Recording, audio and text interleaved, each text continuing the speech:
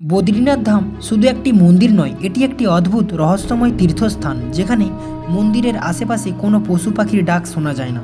এমনকি বাজ পড়ে কিন্তু কোনোদিন আওয়াজ হয় না, কারণ স্বয়ং ভগবান বিষ্ণু এখানে সবসময় ধ্যানমগ্ন থাকেন, যাতে করে কোনো রকম বিঘ্ন না ঘটে। প্রকৃতি তার সহায়তা করেন।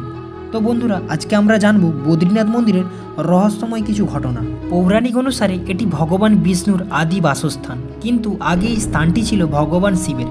একটি লীলার মাধ্যমে ভগবান বিষ্ণু এই স্থানটি ভগবান শিবের কাছ থেকে নিয়েছিলেন, আর সেই লীলা কাহিনী আজকে আমরা জানব। তো বন্ধুরা, এখনও যারা আমার এই চ্যানেলটি সাবস্ক্রাইব করেননি, এখনই সাবস্ক্রাইব করুন। একদিন বদ্রীনাথে যখন ভগবান শিব ধ্যান করছিলেন, তখন ভগবান বিষ্ণু একটি বাচ্চার রূপ ধারণ করে সেখানে গিয়ে জোরে জোরে কান্না করতে থাকেন। তখন মাতা পার্বতী বাইরে থেকে বেরিয়ে এসে দেখেন একটি অসহায় বালক ঠান্ডার মধ্যে কান্না করছে। তা দেখে মাতা পার্বতী ছোট্ট বালকটিকে নিজের কোলে নেন, কিন্তু তারপরেও ছোট বালকটির কান্না থামছিল না। এটি দেখে ভগবান শিব মাতা পার্বতীকে বললেন, এটি কোনো সাধারণ বালক নয়, একে ছেড়ে দাও, নিজের থেকেই কান্না শান্ত হয়ে যাবে। কিন্তু মমতাময়ী পার্বতী কোনো কথা না শুনে তার নিজের কক্ষে নিয়ে গিয়ে বালককে ঘুম পাড়ানোর চেষ্টা করলেন। তখনই ভগবান বিষ্ণু তার লীলা দেখাতে শুরু করলেন। ভগবান বিষ্ণু দিব্য শক্তি দ্বারা মন্দিরের দরজা ভিতর থেকে বন্ধ করে দিলেন। যখন ভগবান শিব মন্দিরের ভিতরে প্রবেশ করতে যাবেন, দেখেন দরজা বাইরে থেকে বন্ধ। ভগবান শিব অনেক চেষ্টা করলেন, কিন্তু দরজা খুলল না। তখনই ভগবান বিষ্ণু ভিতর থেকে নিজের বাস্তবিক রূপে ভগবান শিবকে বললেন, হে প্রভু, এই স্থান আমার অত্যন্ত প্রিয়। আমি এখানে থেকেই তপস্যা করতে চাই ও আমার ভক্তদের দর্শন দিতে চাই। আপনি আমার এই বিনতি স্বীকার করুন এবং আপনি কেদারনাথের স্থান গ্রহণ করুন। ভগবান শিব যেভাবে সমস্ত ভক্তদের ইচ্ছা পূরণ করেন, ঠিক সেইভাবেই ভগবান বিষ্ণুর এই বিনতি স্বীকার করলেন। তখনই ভগবান শিব কেদারনাথে চলে যান ও ভগবান বিষ্ণু এই স্থান গ্রহণ করেন। আর এই কারণেই কেদারনাথ ধাম ও বদ্রীনাথ ধামের অত্যন্ত আধ্যাত্মিক রূপে প্রকাশ পেয়েছে।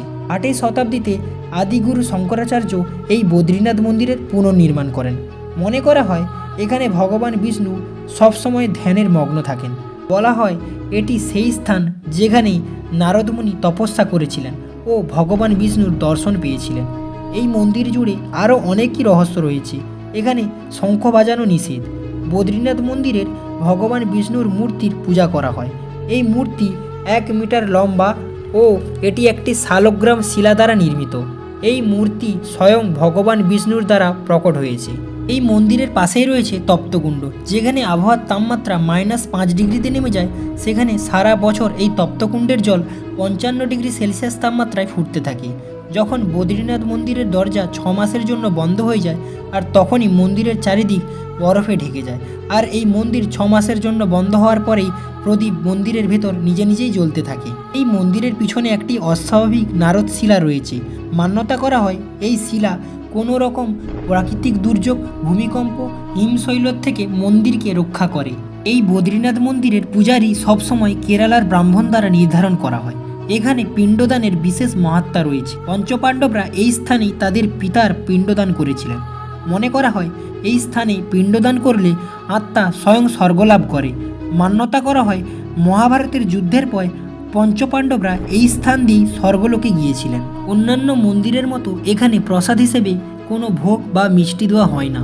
পরম্পরা অনুযায়ী তুলসী পাতাই প্রসাদ স্বরূপ হিসেবে দেওয়া হয়। এটি কোনো সাধারণ তুলসী নয়, আর এই অদ্ভুত তুলসী বদ্রীনাথ মন্দিরের সংলগ্ন এলাকাতেই জন্মায়। বিনা কারণে এই তুলসী তোলা নিষেধ। এই তুলসী শুধুমাত্র প্রসাদ করার জন্যই তোলা হয়। কোনো ভক্ত যদি এই তুলসী প্রসাদ বাড়িতে এনে রাখে, তাহলে এই বাড়ির নেগেটিভ শক্তি দূরে সরে যায় এবং বাড়িতে সুখ সমৃদ্ধিতে ভরে ওঠে। এই মন্দিরের আরও একটি রহস্য রয়েছে। এই মন্দিরের আশেপাশে কোনো পশু পাখির ডাক শোনা যায় না। বাজ পড়ে কিন্তু কোনোদিন আওয়াজ হয় না, কারণ এখানে ভগবান বিষ্ণু সবসময় ধ্যানমগ্ন থাকেন, যাতে তার কোনো রকম বিঘ্ন না ঘটে। প্রকৃতি তার সহায়তা করেন। ভগবান বিষ্ণু ধ্যান করতে করতে এতটাই ভক্তিতে লীন হয়ে গিয়েছিলেন যে তখন মাতা লক্ষ্মী তাকে একটি কুল গাছের রূপ ধারণ করে তাকে ছায়া দিয়েছিলেন। তখন থেকেই এই স্থান বদ্রীনাথ ধামে পূজিত হয়। এই ধামে প্রতি বছর লক্ষ লক্ষ ভক্তরা আসে, কিন্তু অনেকেরই অজানা রয়েছে এই ধামের বিষয়ে। বলা হয় সত্যযুগে স্বয়ং ভগবান বিষ্ণু এই ধামের সৃষ্টি করে গিয়েছেন। তারপর থেকেই বদ্রীনাথ ধাম সনাতন ধর্মের পবিত্র স্থানের মধ্যে একটি হয়ে যায়। পুরাণ ভবিষ্যৎ কাহিনীতে বলা হয়েছে, যখন ধর্মের প্রতি অত্যাচার বেড়ে যাবে ও অধর্ম চরম সীমায় পৌঁছে যাবে, তখন প্রাকৃতিক দুর্যোগ বা ভূমিকম্পের মাধ্যমে বদ্রীনাথ ধাম ধ্বংস হয়ে যাবে। আর তখন এটি প্রাকৃতিক দুর্যোগ নয়, বরং একটি যুগের অন্তিম ঘটবে।